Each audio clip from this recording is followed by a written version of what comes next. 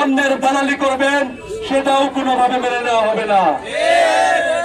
জজ জড়িত ছিলেন, জজ পিপি পাবলিক প্রসিকিউশন, যিনি সরকার পক্ষের আইনজীবী ছিলেন, এবং যিনি জিপি, তাদেরকে দ্রুত অপসারণ করতে হবে। সে আমরণ অনশন করছে, একটাই উদ্দেশ্য, জুলাই আন্দোলনে যারা হত্যায় অংশগ্রহণ করেছে তাদের বিচার নিশ্চিত করতে হবে। আজকে আমার ভাই জুলাই বিপ্লবীদেরকে যদি রক্ষা করা না হয়, আগামীতে সরকার পরিবর্তনের সাথে সাথে এদেরকে জেলে ভরা হবে। আমরা জুলাই বিপ্লবের সাথে যারা গাদ্দারি করেছে, যারা স্বৈরাচার খুনি হাসিনা লেসপেন্সারদের দালালি করে বেড়াচ্ছে, তাদেরকে ঘৃণা ভরে প্রত্যাখ্যান করছি। বাংলার জমিনে আওয়ামী লীগ খুনি হাসিনার যেমন কোন ঠাঁই নেই, তেমনি সেই খুনি হাসিনার লেসপেন্সার যারা দালালি করছে বিভিন্ন দল থেকে, বিভিন্ন সরকারি পদে থেকে, তাদেরও কোনো ঠাঁই দেওয়া হবে না। আপনারা যদি ডানে বামে অযথায় ভিড় করে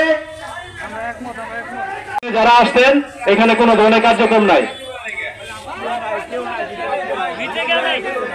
আওয়ামী লীগের ঠিকানা, কোন দালালের ঠিকানা, প্রত্যেকটি মানুষকে নির্যাতন করেছেন।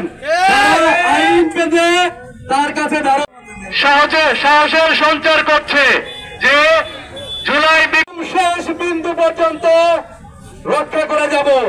যতদিন ফ্যাসিস্টদের জামিনের বিরুদ্ধে এই বিক্ষোভ।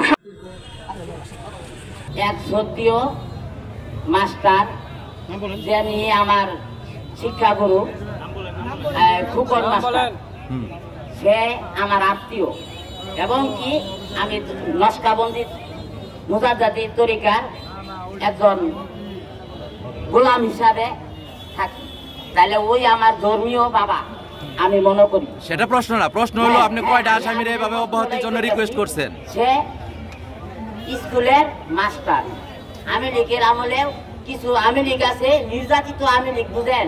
হ্যাঁ, এখন পাওয়ার ছিল না, ওই মুখ গ্রুপ করছে, তমুক গ্রুপ করছে, এরা কিন্তু কোন পাওয়ার খাড়াইতে পারছে না। বিপ্লবের আগে, অভ্যুত্থানের আগে এই দেশের পুলিশ প্রশাসন আওয়ামী ফ্যাসিস্টদের কাছে একটি পুতুলের মোয়া হয়েছিল, কিন্তু অভ্যুত্থানের পরে তাদেরকে কে পুতুলের মোয়া বানিয়ে রেখেছে? কে তাদেরকে সেটা দিচ্ছে এই দুর্নীতি করার জন্য? তাদের জবাব দিতে হবে। যখন এই অ্যাডভোকেট চন্দন কুমার পালকে সিলেট বর্ডার থেকে ধরা হয়, তখন এই শেরপুরে আনার পর আমরা লক্ষ্য করছি এই শেরপুরের ম্যাজিস্ট্রেট এবং কিছু আইনজীবীদের মধ্যে তাদেরকে সাজামুক্ত করা প্রায় দেখতে পেয়েছি।